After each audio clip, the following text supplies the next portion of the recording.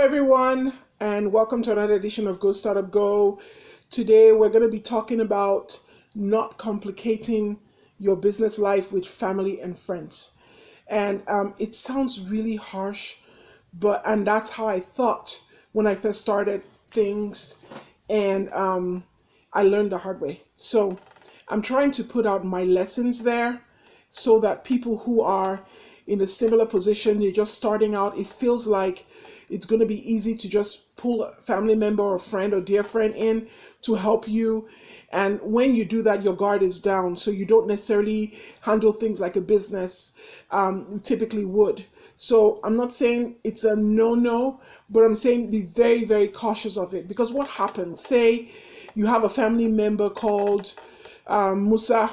Musa joins, and you thought Musa could do the job very well, and Musa ends up not doing the job. When you're a startup, your resources are very limited. You don't have the time to start sitting down and start spending a lot of time training. So it now becomes a very complex situation when you have to explain to Musa that he's not cutting it, he's not doing a good job, and you need to either let him go or there needs to be some disciplinary action because he's an employee of yours. Same thing with friendships. So if you are able to sit down and have a very clear cut conversation with your friends and family saying, this is my solid shot. I'm putting everything I have in this business, so I'm going to be making best decisions and decisions without sentiments. When you start making decisions for your business based on sentiments for a family member or a friend, you have officially compromised the success of your business.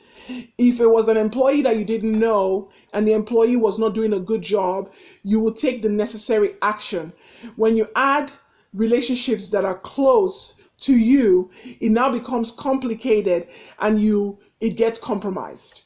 So I've learned from those lessons. It's not an easy thing to learn from, because at first it sounded like, oh, one thing, it would just be good. Some people use it under the guise of, oh, if I have a family member in the business, then they'll watch my back. Sometimes your family members or your friends are the ones who are causing more issues than actually employees. So the topic or the lesson for today is don't complicate it. If you can help it with family or friends. If you do have to have family and friends involved, then make sure that your agreements, make sure you guys have a prior conversation so that the expectation is set. When you also interview family and friends, you tend to interview with a certain bias. Oh, I know this person, I like this person, as opposed to really looking at their skill set. You have a short window when you have a startup to get things really going and going well. And if you screw it up, it can actually jeopardize your business actually getting successful. So make sure that when you're making those decisions about hiring people to help you, people to work with you, people to join you in partnership, that you try as much as possible not to complicate things by pulling in family and friends. It has been great talking to you guys today. Go Startup Go, share our page, like our page, invite people who you know would benefit from this to join and like our page. Go Startup Go.